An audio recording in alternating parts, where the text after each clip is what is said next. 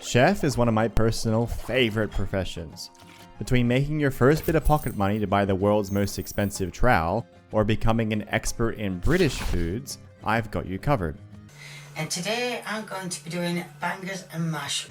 This video will go into depth about becoming a master chef, and I promise it won't just be make vegetable stew for the rest of your life. Probably. To start the chef profession, you need to find the richest NPC in the game by simply following the constant flow of players running in a straight line in and out of the kitchen. Meet Kevin, who will be your best friend for the next 500 hours of chef. You'll buy your ingredients from him, head into the kitchen and cook away. You can also bank them in bulk, but this is a marginal time save and entirely up to preference. Cooking has a variety of recipes, all with their own ingredients and steps to perform. Some are faster, such as omelets, which are 1 step and 1 ingredient, versus the lobster thermidor, which is 4 ingredients and 3 steps, but give much more experience for the time involved. You can check the recipe book at any time, which will show you the ingredients, which stations to process them at, as well as your highest level recipe, but might not always be the best. As a note, all recipes that use the materials exclusive to Kevin, eggs, bacon, and mixed vegetables, are always profitable at any level. Other than that, the game follows the usual rule of tier 1 being profit, tier 2 being a small loss, and by tier 3, Kevin starts selling you overpriced advice that he found on the forums. Finally, if you ever want to source some fishing related ingredients, you can do so at the fishmonger directly south of the kitchen's entrance past Eel Street.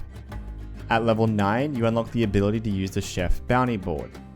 Here you can take up to 4 new bounties from the last 5 recipes that you have unlocked. Each bounty gives a flat amount of experience for the type of item and a scaling amount based on the quantity of that item. On top of that, just like Uber Eats, you get more experience and get paid more for further distance bounties. Thankfully, unlike Uber Eats, you can't get rated 1 star for leaving the bounty for 3 hours, which, as it turns out, you should be doing. Because there's no expiry timer for the bounties, the best way to do them is stack up to 6 and cram your backpack full of food and deliver them in one trip. As if cross-contamination wasn't bad enough, the best way to achieve filling your bag to 24 completed meals is to start with the ones requiring the most ingredients, drop them on the floor, and then finish the rest. If you can fit it, make sure you bring an XP potion with you, because the only way you could make this run even better is by being high while you do it. Once you have your bags full, you'll want to treat it much like the merchant profession in episode 4. Find a route to finish your turn-ins as efficiently as possible without much backtracking, and right-click Use Item to deliver their order. Some general advice for routing chef bounties is certain locations such as North Walls and South Walls are stopping points. Don't go any further and instead teleport back to Hopeport. The barracks and quartermaster give much less experience, but they are still great and can be done during any route on the way back to the kitchen after teleporting. Rocky Road turn-ins give a lot of experience, but is a very far trek. I like to hold them until I get 2 or more and hit up the scrapyard on the way, and make sure the total items needed is under 24 as well. You can't have too many big orders. Ultimately, don't be afraid to be a little picky with your bounties. A 10 times bounty for lobsters takes far more time to do than a single lobster to give the same amount of experience. A great way to level chef is to pop into the kitchen once an hour whenever you're around Hopeport and pick up some bounties. Each run can be up to a half an entire level, and it's a fun time if it's your thing. Chef passives, on the other hand, are pretty bad. They sit on the 3rd level of a hierarchy, the first being bait in episode 5, second being fishing passively, and then finally the passive meals. This means that every passive meal is a significant loss to buy. Starting from level 20, buying the materials for passive cooking is 5.2 silver an hour. At level 110, you're looking at 16.4 silver. And at level 200, it's a 46 silver loss, and it only gets worse from there. Okay, so what about buying the bait, fishing it yourself, and then cooking it? Well, first of all, obviously, you need the matching fisher level required, and hopefully not too high or you'll get experience penalties. Then you need 2 hours for every 1 fully cooked meal, which puts it at a whopping 7.1 silver an hour profit at the same level 200.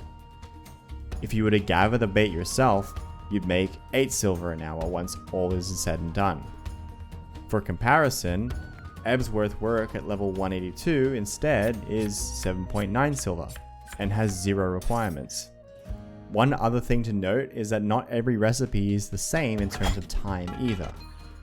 Sterlets and breams are the usual 23 items for 23 hours, but dab stews are double speed, meaning 23 items are consumed in 12 hours. Maki butt on toast is 2 items per recipe at normal speed, making it a maximum of 12 hours as well. And garlic herrings are double items at double speed, meaning you can only passive for 6 hours. So don't go to bed with this one set up or you'll be in for a shock. Alright, so by testing how long it takes to buy materials, the cook time for every single meal in the game, and even accounting for the walking distance to sell and rebank, we can get an accurate experience rate for everything.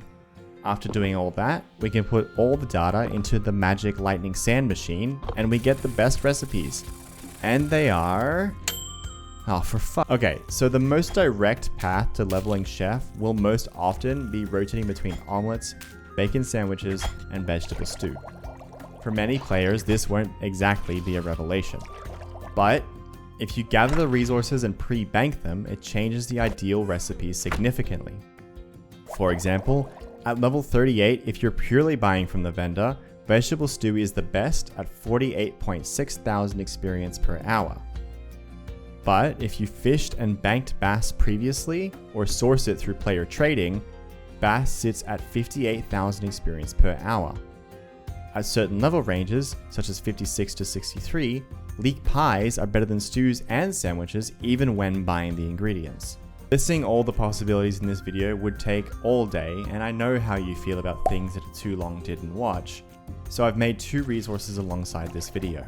First is this cheat sheet, which tells you exactly how many food items to pre-bank and start cooking.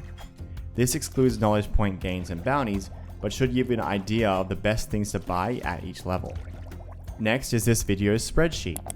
As mentioned before, I've got all the timings for vendoring food or cooking right from the bank, so you can choose your settings and play around to see what the best methods will be for every level.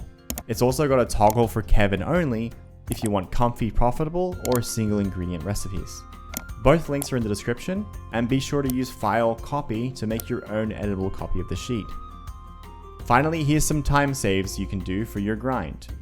When doing longer recipes, only drink your potion on the last step, and don't forget to use potions before turning in bounties. Before you ever visit the kitchen, make sure you stop by Kevin and fill your inventory. You will always need assorted items, and if you have a bounty that needs only 10 of something, buy 24 instead. If you're popping in to check the bounty board, buy anything on the way. If you just finished a bounty route, buy on the way back in. You might not need it immediately, but you will eventually. If you're bulk banking fish, don't run from the fishmonger back to the kitchen. It's actually 15 seconds faster to run to the rift on the east, meaning it's a time save 5 runs in a row onwards. That covers everything there is to know about Chef. Please be sure to like this video if it helped you at all, and subscribe if you want to see more of my future guides like this one. Thanks for watching, and I'll see you next time.